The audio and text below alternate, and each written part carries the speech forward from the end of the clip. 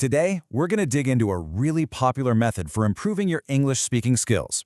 We're going to break down exactly how it works and, why it just might be the key to unlocking your fluency. So, have you ever felt like you've just hit a wall with your English? That point where you understand a ton, but you just can't seem to speak smoothly? If that's you, trust me, you are not alone. It's a super common and, let's be honest, really frustrating hurdle. For this explainer, we're diving into a technique from the English Easy Practice channel. Our whole goal here is to deconstruct their four-part method and really explore the learning science that makes it so darn effective. Okay, so here's our game plan. First, we'll get a quick look at the whole method. Then, we'll dive into each of the three core practices: listening and vocabulary, interactive questions, and shadowing.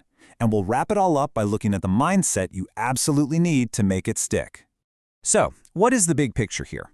Well, try not to think of this as four separate things to do. Instead, think of it as one complete cycle, a loop that's designed to build your active speaking skills right from the ground up. The beauty of this cycle is how it moves so logically from just taking information in to actually putting it out. You start by listening, then you learn the words, then you're forced to actually use those words, and finally, you practice the physical act of speaking.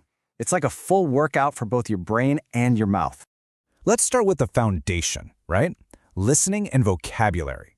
This first step is all about combining two things: hearing a natural, everyday conversation and then immediately learning the key words and phrases from it.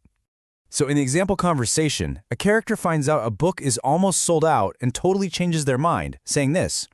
Hearing a phrase like, "in that case," in a real situation like this makes it stick in your brain way better than just seeing it on some random vocabulary list. And here's the secret sauce. Right after you hear the phrase, you get the definition. This creates this really strong connection in your brain between the sound, the situation, and the meaning. That is such a powerful way to learn. Okay, here's another example from that same chat. The shopkeeper isn't just suggesting something. She's really strongly recommending that he act fast. The word choice here is super specific and important. And again, the method immediately defines that key verb, to urge.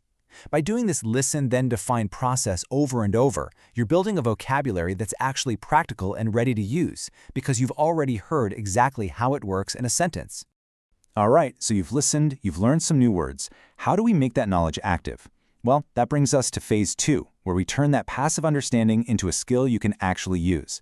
This is where the real brain training begins. Now, the method starts hitting you with simple questions about the conversation you just heard. The goal here isn't to test you. It's to force your brain into what's called active recall. That's the process of pulling information out of your memory, which actually makes that memory path stronger for next time. Now notice the answer format here. You're prompted to respond in a full sentence. This is absolutely brilliant because it makes you practice sentence structure and grammar without even really thinking about it. It's like a mini conversation practice, all by yourself. The questions also start to get a little more complex. They move from simple yes or no to why questions. This is testing your comprehension, your understanding of the reasons behind things, pushing you way beyond just memorizing facts. But the real magic here is repetition. By doing this call and response thing again and again, you're training your brain to retrieve information faster. You're building that mental muscle you need to form sentences quickly and feel confident in a real-life conversation. And that brings us to the final active step in this whole method, shadowing. This part is less about what you're saying and much more about how you're saying it. The actual physical mechanics of speaking. So the goal with shadowing isn't just to repeat words.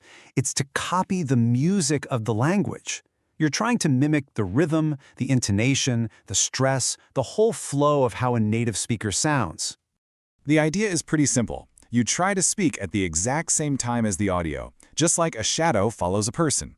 It's an incredible workout for your mouth muscles, and it directly improves your accent and helps you sound so much more natural.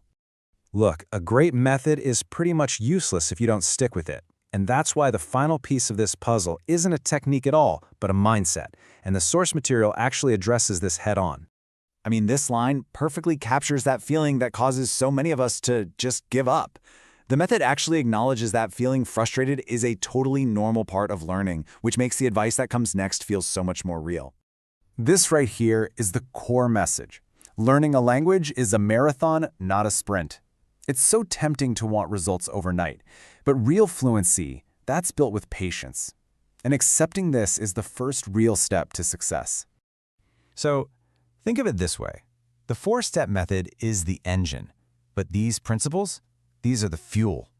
It's all about the daily grind, being patient, being consistent, using repetition, and setting tiny achievable goals. These are the mental habits that power the whole system and make your practice actually work. So as we wrap this up, let me leave you with a final question.